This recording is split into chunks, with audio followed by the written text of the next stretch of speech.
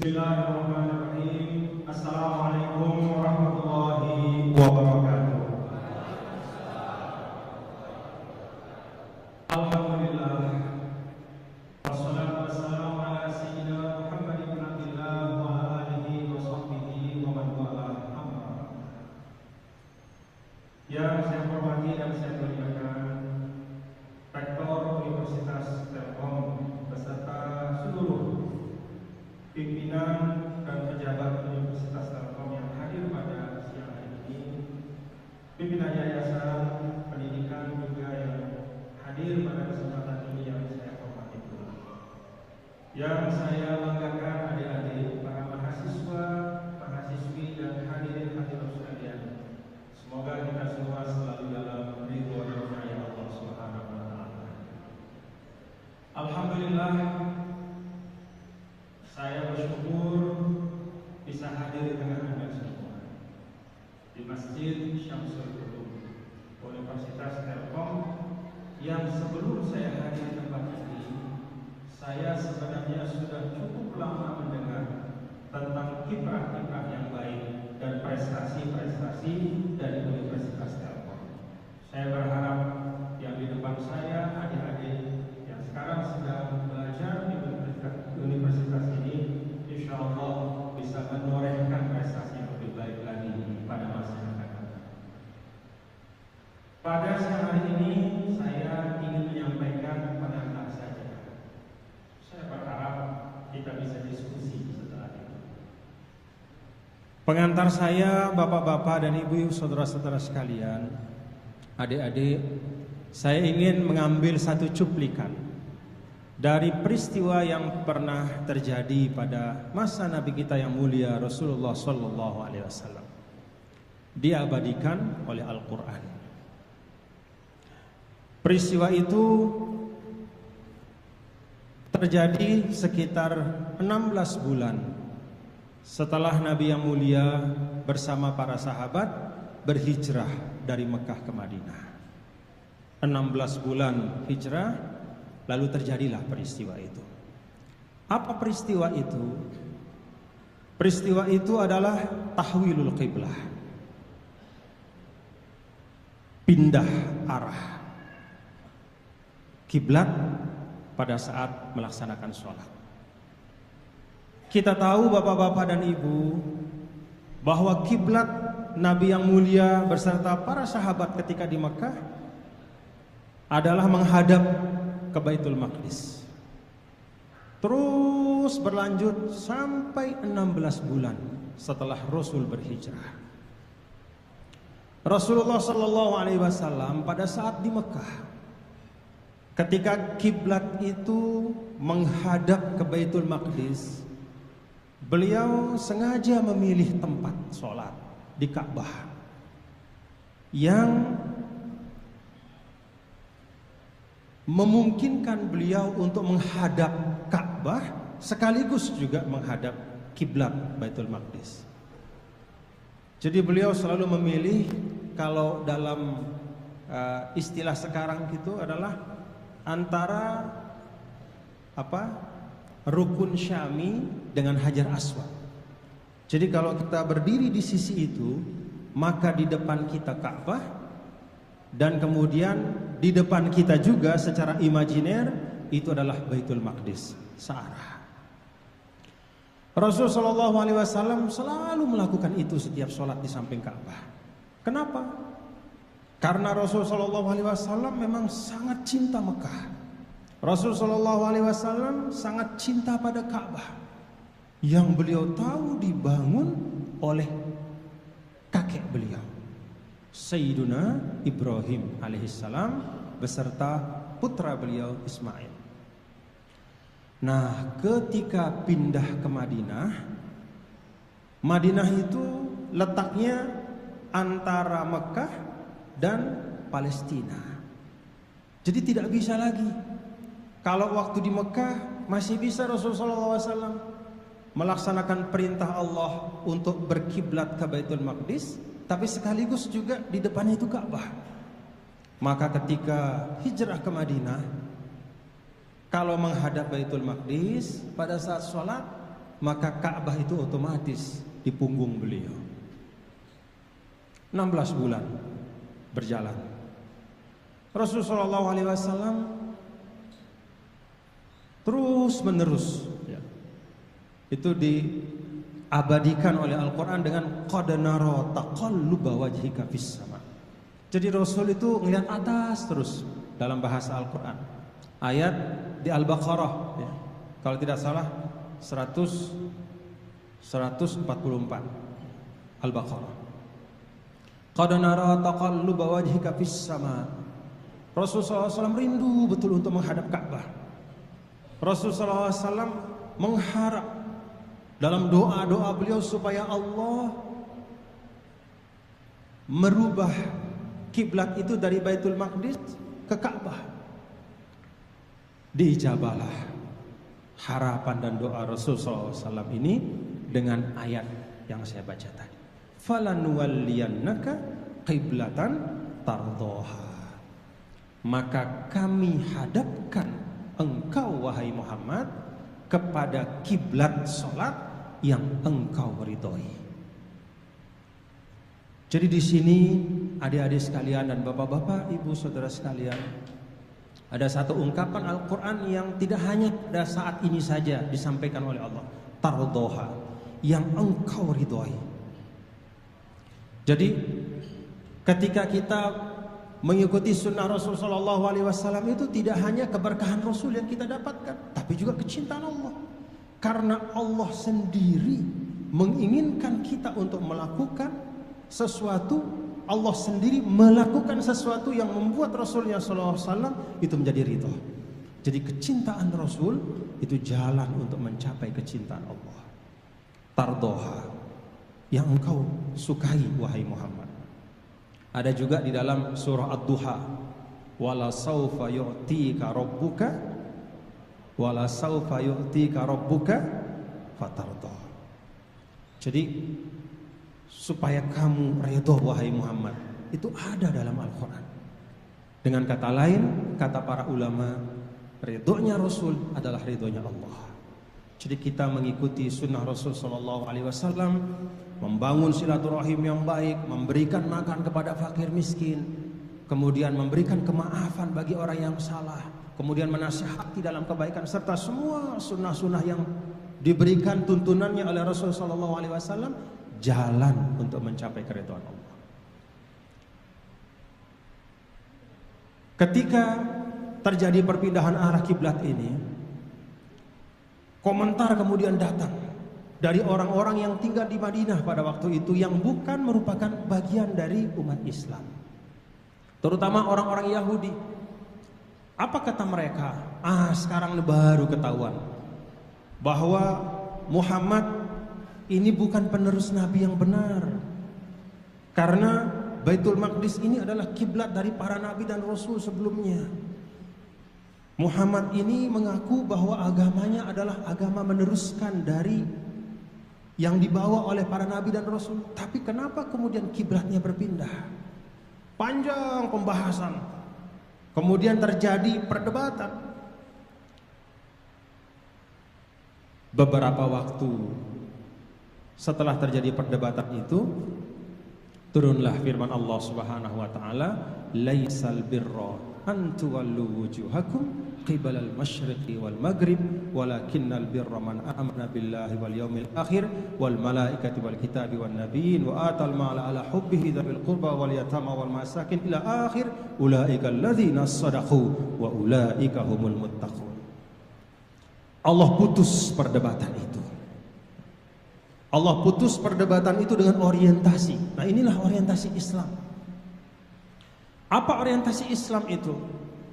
Allah tegaskan dalam ayat ini, bukanlah kebajikan yang utuh, yang benar-benar kebajikan. Antuwallu wujuhakum qibalal masyriq wal maghrib, yaitu dengan sekadar menghadapkan wajahmu ke timur atau ke barat.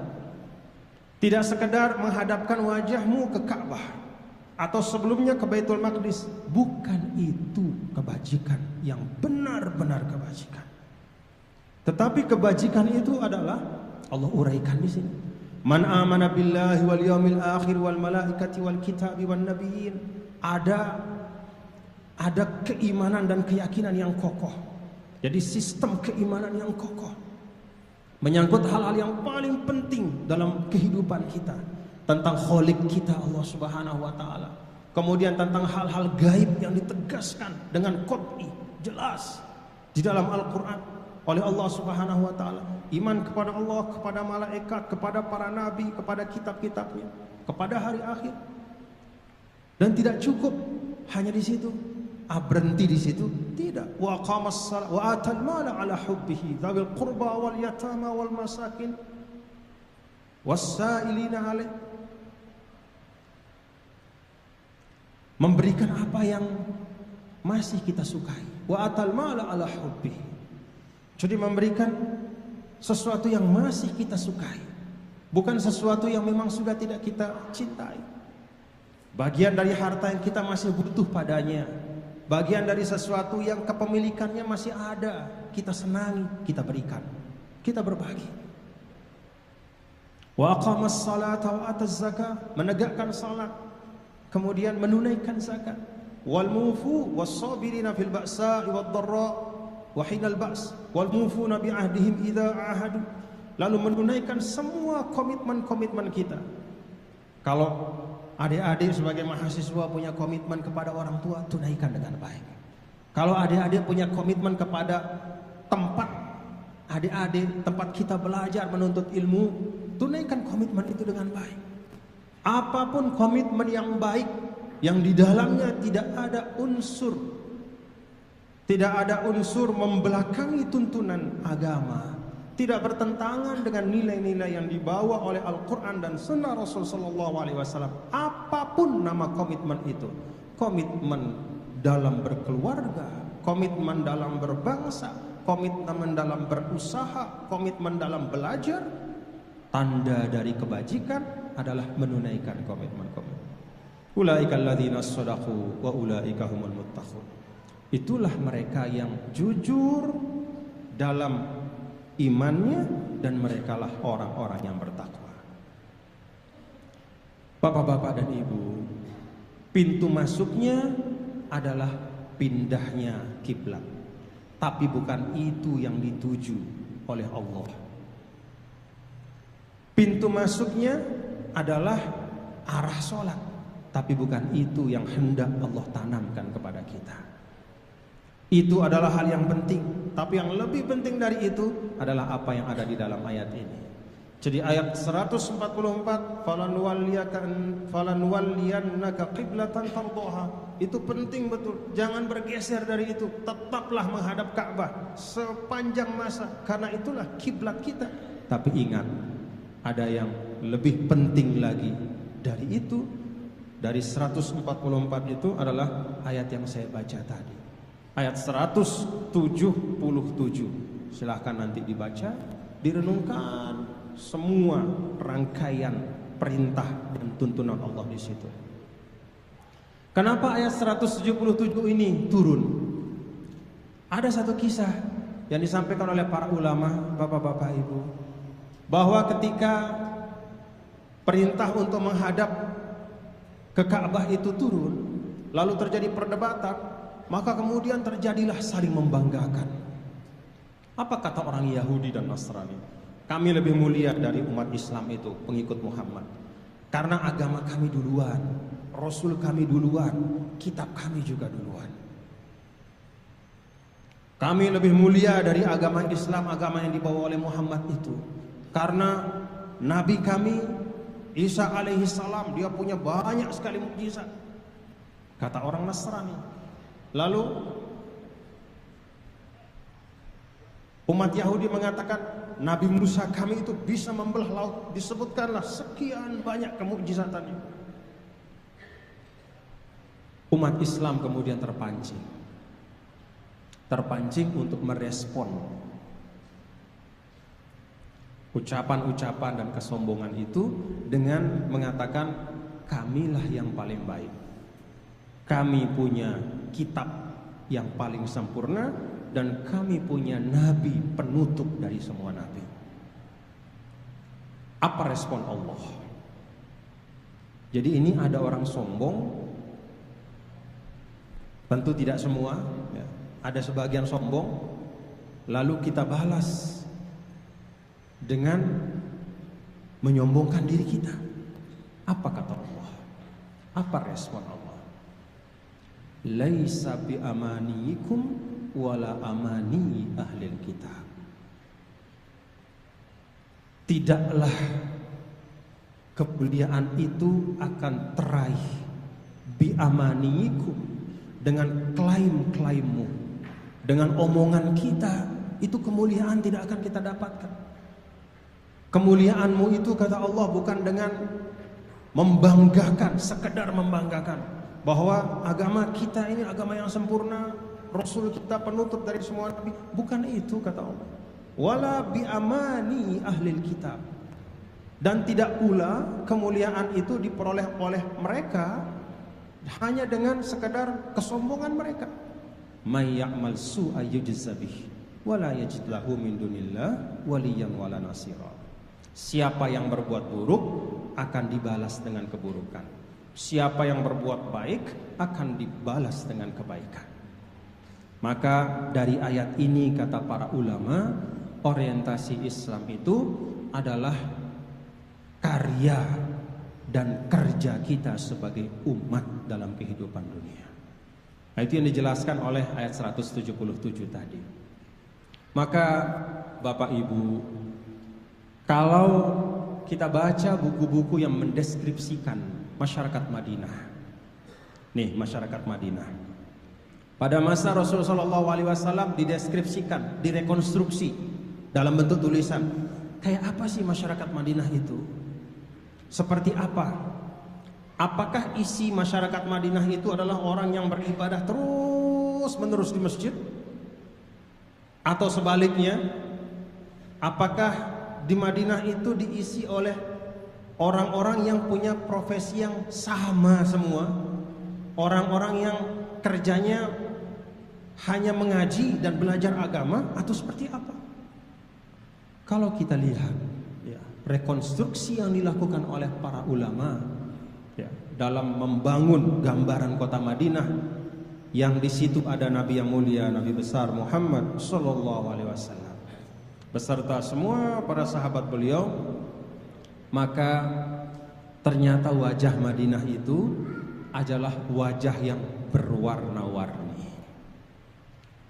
Tidak ada profesi yang produktif, tidak ada profesi yang baik, tidak ada profesi sosial yang punya fungsi sosial pada masa itu kecuali ada di Madinah. Di Madinah itu ada pedagang-pedagang yang hebat, ada ahli cocok tanam, ada ahli administrasi pemerintahan, ada yang memang menjadi rujukan di dalam hal-hal fatwa agama. Bahkan, walaupun tidak persis sama, di Madinah itu juga ada sahabat-sahabat Nabi yang kerjanya itu melakukan relaksasi sosial. Kalau bahasa kita jadi pelawak. Ada sahabat Rasulullah SAW namanya Nuaiman. Yang namanya Nuaiman ini kemana-mana selalu bikin orang tertawa. Datang ke masjid, melakukan hal-hal yang membuat orang satu isi masjid itu tertawa. Dan Rasul tidak pernah marah kepada orang. Bahkan Rasulullah SAW ketika kehilangan Nuaiman beberapa waktu dicari. Mana Nuaiman? Kok sudah lama tidak ada hiburan dari dia? Pada masa Rasul ada sastrawan namanya Hasan bin Thabit. Orang yang memang berbakat untuk menyampaikan, membuat puisi-puisi. Maka disuruh oleh Rasul untuk menggubah puisi-puisi yang isinya keagungan Islam. Pada masa Rasulullah SAW juga ada kelompok-kelompok seni. Kalau dalam hadis disebutkan Gilmanun minal Habasyah, ada anak-anak muda dari Habasyah. Habasyah itu Ethiopia sekarang. Mereka itu berkesenian, menyampaikan lagu-lagu, menyanyikan, mendendangkan lagu-lagu bahkan di masjid Rasulullah SAW pada masa itu. Nabi melihat, menonton, Sayyidah Aisyah juga ikut melihat.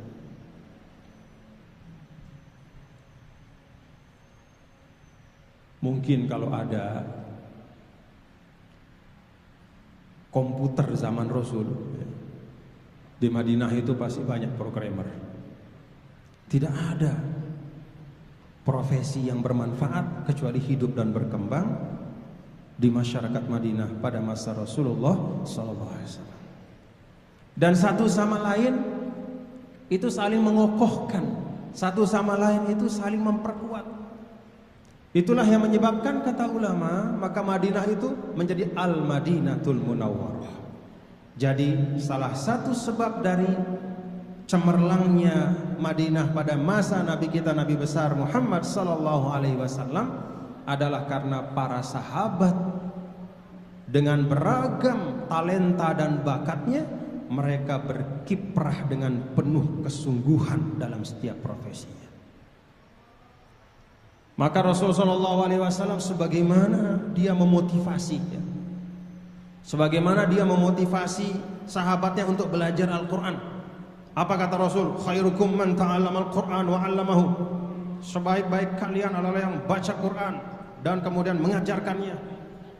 Pada saat yang lain beliau masuk ke pasar, lalu mengatakan apa? At-tajirul aminus saduq ma'an nabiyyin was-siddiqin wasyuhada. Bisnismen yang jujur, yang komit, yang menjaga amanahnya dengan baik, maka nanti di akhirat akan bersama dengan para nabi, orang-orang syuhada, dan semua orang-orang yang hebat. Rasulullah SAW membangun Madinah itu dengan semangat. Kalau dalam surah Al-Maidah, wa ta'awanu 'alal birri wat taqwa. Jadi ada kolaborasi dalam kebaikan dan ketakwaan. Nah, oleh karena itu, bapak-bapak dan ibu, saudara-saudara sekalian, kalau lokus dari Islam pada masa Rasulullah SAW adalah kota Madinah, maka lokus dari berislam kita untuk bangsa Indonesia ini adalah tanah yang namanya NKRI atau Negara Kesatuan Republik Indonesia. Jadi kalau bicara tentang future leader ini yang ada tulisannya di belakang, ya semua kita ini bisa menjadi bagian dari future leader itu, dengan syarat ada semangat untuk berkolaborasi dalam kebaikan. Dan itu dicontohkan oleh Rasulullah SAW. Rasulullah SAW itu tidak pernah mengistimewakan sekelompok sahabatnya di atas yang lain. Semua diperlakukan dengan penuh kemuliaan oleh Rasul. Maka tidak ada kita jumpai, kalau kalian baca sirah Rasulullah SAW, itu tidak pernah dalam ratusan ribu interaksi beliau dengan sahabatnya yang direkam, dicatat di kitab-kitab hadis, tidak pernah sekalipun Nabi SAW itu menyebut nama seseorang di depan umum dengan sebutan yang tidak baik. Semua dihargai oleh Rasulullah SAW. Nah, ini bapak-bapak dan ibu serta adik-adik semua, ya, semangat untuk membangun kolaborasi kebaikan dari Rasulullah SAW inilah yang saya harap tumbuh di tengah-tengah kita. Kalau saya lihat adik-adik yang ada di sini, ya, saya yakin jamaah Syamsul Ulum, mahasiswa Universitas Telkom ini berasal dari banyak sekali sudut-sudut Indonesia. Ada yang dari Lombok, ada yang dari Jawa, dari Sumatera, dari Sulawesi, dari. Ketika kalian duduk bersama-sama seperti ini, lihat kiri kanan kalian. Bangun kolaborasi dengan yang ada di kanan, yang ada di kiri kita. Saya kalau berjumpa dengan santri-santri saya di Lombok sana, saya selalu mengatakan bahwa masa depan kalian salah satu di antaranya ditentukan dari bagaimana kalian memaknakan mujalasah pada hari ini. Mujalasah itu artinya bermajlis duduk. Apa arti memaknakan mujalasah? Lihat kiri kanan kita. teman-teman sahabat-sahabat kita, rekan satu angkatan kita, bangun semangat untuk apa? Untuk membangun kebaikan sejak sekarang ketika kita berada di bangku kuliah. Jadikan teman-teman kita di masjid ini, teman-teman ketika kuliah dalam satu ruangan kelas yang mungkin pada hari ini kita disatukan dengan satu mata kuliah, dua mata kuliah, tapi kalau dengan kesungguhan kita membangun persahabatan yang baik, maka kita akan disatukan tidak hanya oleh satu dua mata kuliah, tapi oleh visi bersama ke depan untuk Indonesia. Itu yang dibangun oleh Nabi yang mulia, Nabi kita, Nabi besar Muhammad SAW. Ketika wafat Rasul, ada 114.000 sahabat. 114.000 itu Pak Rektor, jumlah yang sedikit Pak ya, dibanding kita sekarang. Bahkan mungkin kalau di Bandung 114.000 itu lebih kecil dari jumlah penduduk satu kelurahan mungkin yang padat ya, atau kecamatan. 114.000. Tetapi yang 114.000 ini mereka punya mahabbah. Jadi ada energi saling mencintai. Kenapa energi ini mereka dapatkan?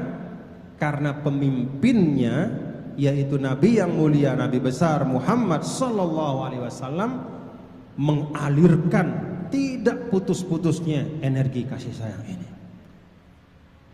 Kalau kita baca dalam surah At-Taubah ya, 128 atau 29, laqad ja'akum rasulun min anfusikum azizun alaihi ma anittum harisun alaikum bil mu'minina raufur rahim.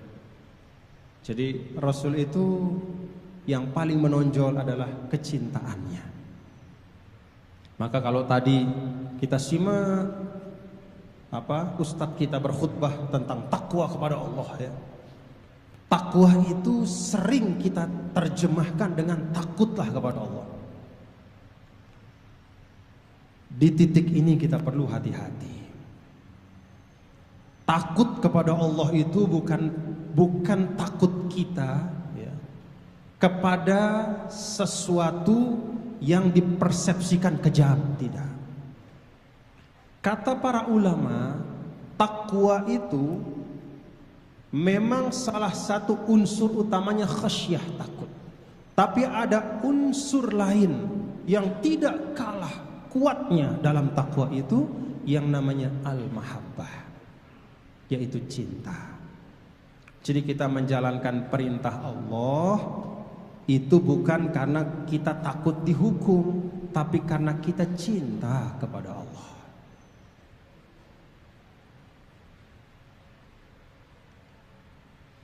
Ya, seperti kita membangun hubungan ya, misalnya bersuami istri. Kenapa sih kok saya sebagai istri mengikuti kata suami? Kan bagusnya bukan karena saya takut dihukum, kan bagusnya bukan karena saya takut dicerai apalagi, tapi karena saya cinta pada suami. Maka ketika ittaqullah, saya minta kita semua ketika mendengar kata bertakwalah kepada Allah, yang terbersit dalam diri kita sebelum hal-hal yang lain adalah cinta kita pada Allah. Nah, ini yang dibangun oleh Nabi kita yang mulia, Nabi besar Muhammad SAW. Maka bapak-bapak dan ibu-ibu, saudara-saudara sekalian, saya berpikir ya, bahwa ya ini pula ya, yang hendaknya kalau kita bicara tentang Indonesia kita sekarang, Indonesia kita di masa yang akan datang. Kita ini masih cinta enggak sih sama sesama kita, anak-anak bangsa? Masih ada enggak cinta kita?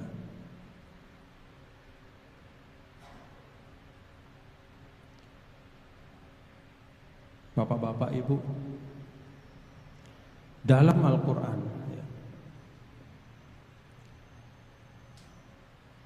Ada yang masih ingat ayat apa yang paling panjang dalam Al-Quran? Ayat apa? Tentang hutang. Jadi ayat yang paling panjang dalam Al-Quran, yang kalau kita pakai mushaf hafalan itu satu halaman penuh dari awal sampai akhir. Ya ayyuhalladzina amanu idza tadayantum bidainin ila ajalin ila akhir ayat. Adalah ayat tentang hutang piutang. Satu. Yang kedua, kalau kita bicara tentang ibadah kepada Allah, ayat tentang ibadah yang paling utuh tuntunannya itu ayat tentang ibadah apa? Tadi Ustadz kita, khotib kita menyampaikan itu, menyitir sedikit. Adalah ayat-ayat ibadah yang terkait dengan warisan. Kalau ayat ibadah yang kaitannya murni antara manusia dengan Allah, itu pendek-pendek disebutkan. Wa aqimus salata wa atuz zakah. Tapi ketika ayat ibadah itu berkaitan dengan hubungan antar manusia, yusikumullahu fi auladikum lidzakari mithlu hadzil unsayayn, panjang dijelaskan, detail sekali. Siapa yang dapat setengah, yang dapat sepertiga, yang dapat seperempat, seperdelapan, 2/3, yang dapat asabah, detail dijelaskan dalam surat An-Nisa. Apa maknanya kata para ulama? Maknanya adalah bahwa hubungan antar manusia dijadikan oleh Allah Subhanahu wa ta'ala sebagai satu standar yang menentukan bagusnya atau tidak keislaman dan keimanan kita. Dan itu tercermin di masyarakat Madinah. Ada sahabat yang mengatakan kepada Rasul, "Ya Rasulullah, tetangga saya seorang perempuan, dia setiap hari tidak pernah berhenti puasa sunnah. Setiap malam saya dengar suara dia mengambil air wudhu untuk sholat tahajud. Cuman ada satu sifat, wa tu'dzil jar, omongannya sering menyakiti tetangga." Rasul merespon dengan satu kalimat, hiya finnar, dia tempatnya di neraka. Apa artinya? Jadi membangun hubungan sosial yang baik, menjadikan diri kita sebagai seorang warga masyarakat yang menghadirkan kebaikan-kebaikan untuk orang lain, itu ternyata sangat penting. Bahkan dalam beberapa konteks lebih penting dari amalan-amalan sunnah yang merupakan bagian hubungan kita kepada Allah. Kalau kita sholat sunnah, ini urusan kita sama Allah. Tapi ngomongin orang, itu urusan kita dengan manusia. Pahala sholat sunnah kita tidak bisa menutupi dosa dari kita merusak hubungan dengan orang lain. Itulah Islam. Nah, tinggal kita lihat dalam interaksi kita. Tidak ada kitab suci yang mendetailkan, menggambarkan demikian buruknya yang namanya pekerjaan mengumpat atau menggibah itu. Dalam Al-Quran, ayuhibbu ahadukum ayyakula lahma akhihi maitah. Siapa di antara kalian yang sanggup memakan daging bangkai saudaranya? Itulah perumpamaan kita menggibah orang lain. Jadi kita menggibah si A itu sama dengan artinya kita lihat dia mati, kita potong dagingnya, kita makan dagingnya. Itu gambaran Al-Quran. Setelah membaca ayat itu, pertanyaannya, gibah ini banyak gak di antara kita? Saling memfitnah ini banyak gak? Nah, bicara tentang NKRI, bicara tentang kita ke depan, bagian yang menurut saya sangat penting ya, adik-adik, selain tentu penguasaan keilmuan kalian ya, penguasaan keilmuan kalian,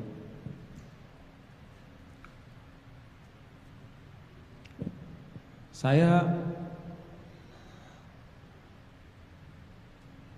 banyak melihat anak muda kita sekarang, insya Allah tidak termasuk di Telkom, yang selalu bicara tentang kewajiban negara kepada mereka, menggugat negara.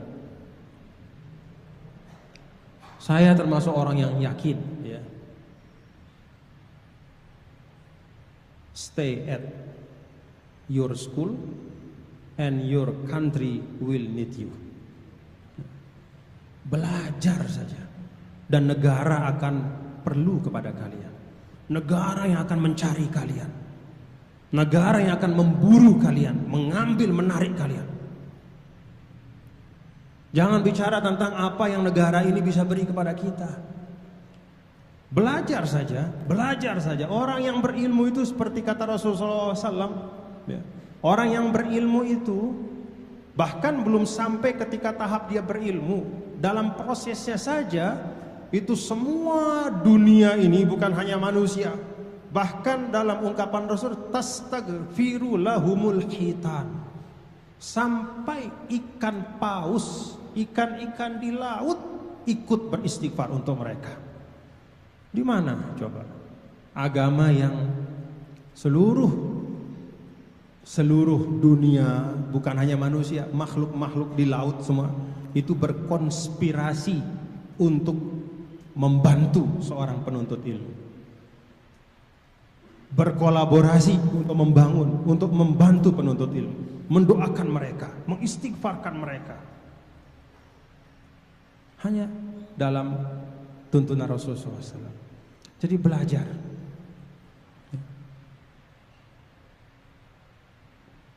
Saya ya tentu selain penguasaan ilmu, ya, ketika kita menguasai ilmu,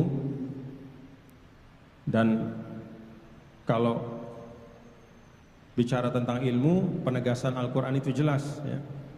Hampir semua kalimat dalam Al-Quran yang bicara tentang ilmu tidak menyebut tentang objeknya. Kenapa? Satu sebab, lit ta'mim, karena ilmu itu tidak berbatas. Jadi selalu dimutlakkan oleh Al-Quran. La yastawil ladzina ya'lamun wal ladzina la ya'lamun. Tidak sama orang yang berilmu dengan orang yang tidak berilmu. Berilmu apa? Enggak disebut. Kenapa? Ilmu tidak berbatas, terus berkembang. Nah, selain penguasaan keilmuan yang kalian terus pelajari di universitas ini, saya berharap, ya, bahwa ketika belajar tentang Islam, jangan lupa untuk belajar tentang akhlak Islam.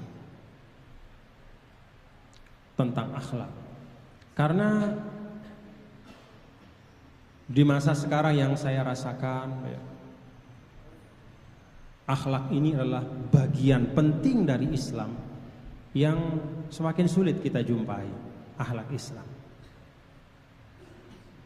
Karena satu dua hal kita bisa memutuskan silaturahim. Karena satu dua hal kita bisa memusuhi orang lain. Padahal Rasul sallallahu alaihi wasallam mengajarkan kita sebagai umatnya untuk terus membangun persahabatan dan persaudaraan yang genuine. Apa persahabatan yang genuine? Lillahi ta'ala, karena Allah. Maka kalau ada orang yang berbeda, bahkan orang yang dalam bahasa kita menyimpang dari tuntunan agama, bukan untuk dijauhi, tapi sebagaimana tuntunan Rasul SAW ketika membangun masyarakat Madinah, satu sama lain itu saling mengisi, mengingatkan, menasehati, mengajak kepada kebaikan dengan cara-cara yang baik. Bapak-bapak, saudara sekalian, itu yang dapat saya sampaikan. Dan saya berharap, ya, sebelum kita nanti berdialog, saya dengar tadi sejarah tempat ini, Syamsul Ulum. Di sini pernah ceramah almarhum Bapak B.J. Habibie rahimahullah, rahmatullah, dan banyak tokoh-tokoh.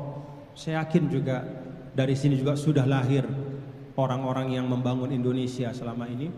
Saya berharap kalau kita menggunakan etos yang diberikan oleh Rasulullah SAW, bahwa hari ini harus lebih baik dari yang kemarin dan hari esok harus lebih baik dari hari ini, maka saya berharap para mahasiswa-mahasiswi yang sekarang sedang belajar ini bisa menghadirkan karya-karya yang lebih hebat, lebih bermanfaat untuk kita semua.